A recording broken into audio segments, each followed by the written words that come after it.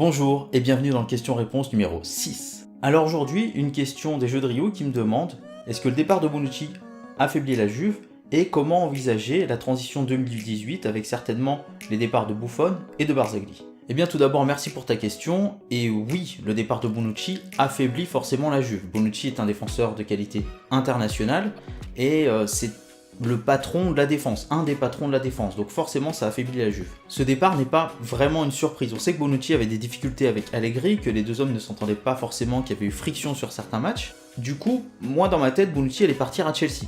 Chelsea après Rudiger, et Bonucci a choisi d'aller au Milan pour être plus proche de sa famille, notamment de son fils apparemment. En ce qui concerne la transition 2018, oui, Barzagli est un très bon défenseur, mais bon, pas irremplaçable je pense, et en effet, Buffon, ça c'est compliqué à remplacer, mais pour n'importe quel club, quand tu as un gardien de la qualité de Buffon, qui a fait sa carrière, qui a son niveau, qui a son tempérament, son caractère, qui est vraiment affirmé mais en même temps respectueux, qui est un leader, qui a une aura sur une équipe, c'est quasi impossible à remplacer tout de suite. Maintenant, est-ce que la Juve s'est affaiblie ? Je trouve que les départs ont plutôt été pour l'instant bien remplacés. Alors, au moment où je tourne la vidéo, on est le 25 juillet, oui je la tourne en même temps que la vidéo sur Cristiano Ronaldo, donc on a pour l'instant à peu près remplacé poste pour poste. Comme par exemple Deschiglio à la place de Daniel Alves et Szczęsny à la place de Neto. Maintenant, pour le remplacement de Bonucci, il reste Chiellini, Benassia, et la Juve a quand même pas mal de jeunes défenseurs dans ses rangs. On peut penser à Rugani, Romagna, et il y en a d'autres encore. Donc, est-ce que la Juve va recruter un défenseur central ? Peut-être, peut-être pas. Est-ce que la Juve a des joueurs pour assurer l'avenir de sa défense ?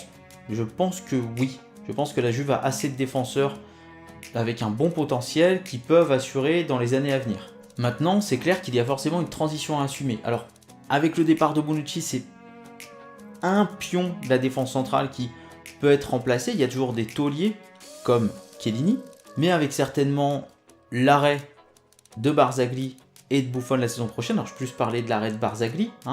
Pour la défense, oui, soit tu as fait monter des jeunes cette saison pour qu'ils soient bien prêts la saison prochaine, soit faudra envisager d'acheter un défenseur central d'expérience et de très bon niveau.